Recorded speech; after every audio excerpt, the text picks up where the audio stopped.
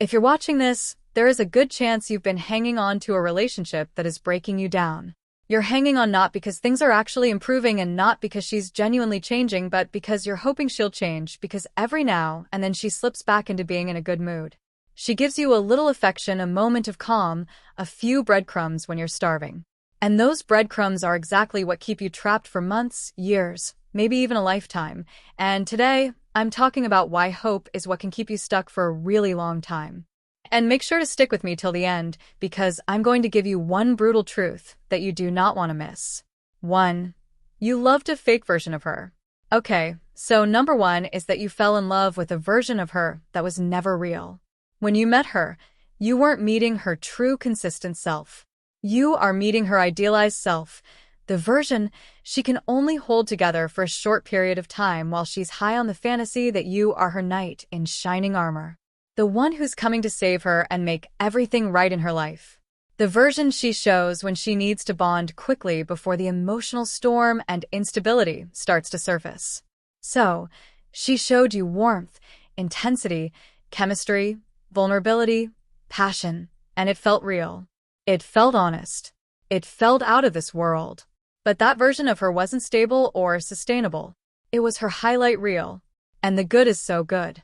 And that's where hope can keep you stuck, because once the mood swings, the blame, the chaos, the push-pull dynamics intensify, your mind keeps searching for that idealized version of her, the woman who truly felt like your soulmate. And you may start wondering at some point, did I ever really know her? And that's cognitive dissonance, because you were there. You felt it. Your whole body registered that early chemistry and connection. But you've also experienced the manipulation, the disrespect, and the double standards. So, here's what you need to know. That affectionate, loving, early version of her was real in the moment. But it didn't represent her baseline personality. And once that idealized persona collapsed, you couldn't reconcile the woman you fell for with the manipulative woman that you're actually in a relationship with. And listen, you're not the first man or the last one to believe that you were special, but you need to understand that this intoxicating version of her is a recycled persona that she creates to bond quickly and to gain security and your emotional investment. 2. You loved who you were with her. Number 2, you didn't just fall in love with her. You fell in love with who you were when you're with her. When you first met, she did give you that intensity, chemistry, sex, and emotional closeness. And she also reflected your best self back to you, your strength, your loyalty, your intelligence, your vision, your ideal version of you. She mirrored the man you want to be. She made you feel alive, like the very best version of yourself. So, you weren't just falling for her. You were falling for how you felt about yourself in her presence. And when she goes back to idealizing you and mirroring you, it gives you a reminder of how she made you feel so deeply seen, admired, understood, alive, and on top of the world. But that's the trap. She wasn't just showing you her idealized self. She was showing you yours. And because that version of you felt so good, so validating, so aligned with who you want to be, you're still hanging on to the hero identity that she gave you in the beginning and hoping that she can bring it out in you for good. 3. The highs and lows. The highs and lows have taken over your nervous system. So, with her, nothing is steady. She will criticize you for days, then suddenly act soft again. She'll pull away without warning, then come back all emotional and apologetic. She'll explode in anger, then break down crying. And here's what you might not realize. Your body has gotten addicted to this. And after long stretches of tension and instability, even the smallest shift, a gentle tone, a smile, a moment of calm feels like a huge relief and reward. It feels like hope, but those moments are not signs of growth. They're not repair, and they're not her finally getting it. They're just a temporary drop in pressure before the next spike hits. And you hold on. You wait for the next calm moment, the next reward, and you convince yourself it means something, but it doesn't. The good moments are not separate from the cycle of abuse. They are part of the toxic cycle, and that's the trap. You're staying because you are addicted. You are waiting for the relief and the rewards, chasing the next good moment. And that's how hope can keep you stuck. 4. She never takes responsibility. Number 4, she doesn't take responsibility. So every time she hurts you, the story somehow flips back onto you. You overreacted. You triggered her. You made her act that way. And in the moment, she might sound very convincing. She might cry. She might look devastated. She might even genuinely believe what she's saying. But here's what you need to understand. Someone who doesn't take responsibility cannot change. For someone with strong borderline or narcissistic traits, projection and blame shifting aren't just tactics. They're reflexes, survival mechanisms. And with borderline personality disorder in particular, she can be very self-aware. She can maybe name her triggers, talk about her trauma, but self-awareness is not the same as responsibility.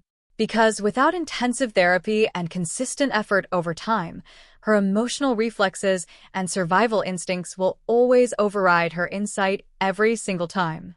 And there will be no long-term change. So those moments of insight, vulnerability, or emotional breakdowns give you hope and you'll think, she finally gets it. She's having a breakthrough. This is progress. But it won't last because no responsibility equals no change. Number 5. You think you'll be rewarded for effort. 5. You're hoping that if you work hard enough, you'll finally get the fantasy future that you were promised. So, you're holding on partly because you've been conditioned to believe that there is a pot of gold at the end of the rainbow. If you just work harder, if you love her better, if you're more patient, if you stop triggering her, if you do everything right, you'll finally get the fantasy future that's been dangled in front of you. And that's how it works. From the beginning, you saw exactly what you wanted to see. And then you were made to feel like it was your fault for losing it, and now you have to earn it back. So you end up on this hamster wheel, chasing the fantasy, refusing to accept reality. And every time you get even a tiny glimpse of that version again, your brain tells you, see, I'm getting closer. Maybe there is a finish line, a happily ever after. But like chasing a sunset, you can never reach it. And you get trapped in the illusion that if you just keep trying a little harder, giving a little more, running a little faster, you'll finally arrive. But the relationship you're chasing doesn't exist in reality. Number 6. 6. Her trauma feels like a breakthrough. Her trauma feels like a breakthrough. So, she opens up about her childhood, her wounds, her pain, and instantly your guard drops, your anger softens, and you think, she's letting me in. But this emotional vulnerability is often just a hook that keeps you hoping. Because every time she breaks down, cries, or shares a painful story, you forget the chaos. You forget the disrespect. You forget the manipulation. And suddenly you're back in the rescuer role feeling responsible for her. And if you've noticed that she shares her trauma, right when she senses you pulling away, right when there are consequences, or right when the cycle is slipping out of her control, then it's a tactic to avoid accountability, and it's a trap that resets your hope. Number 7 is 7. No incentive to change. There's really no incentive to change. You're not staying in this relationship because it's so great.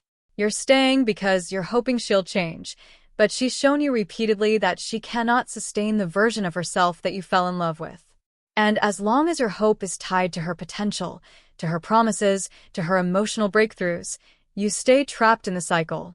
So ask yourself this honestly, what incentive does she even have to change? From her perspective, the relationship already works. She gets the attention, the reassurance, the control, and you absorb the chaos, the guilt, and the responsibility. There is no logical reason for her to change something that benefits her exactly as it is. And here's the brutal truth. The brutal truth. If you don't love her and accept her exactly as she is right now, you're not in love with her. You're in love with a fantasy, a beginning version, a potential version, anything but the woman that you're actually in a relationship with. And if she hasn't changed by now, she's either not willing or not capable of changing, period. Maybe she's wounded. Maybe she's overwhelmed. Maybe she's stressed. Maybe her nervous system is stuck in survival mode. Maybe she's had trauma. But if she's not taking responsibility for it, there is nothing you can do to save her or the relationship. And once you accept this, your hope stops being a trap and it becomes a turning point. The moment that you finally start to take your power back. Because toxic relationships don't get better. They only get deeper and more destructive. If this video hits hard for you, don't ignore it. Most men wake up at this point, but then they fall right back asleep. Don't let that happen to you. Instead, hit the subscribe button so you don't lose the clarity you're finally gaining. And if you're done being controlled by hope, chaos, and the trauma bond, check out my toxic relationship recovery program that I linked below. This can be your turning point if you let it be.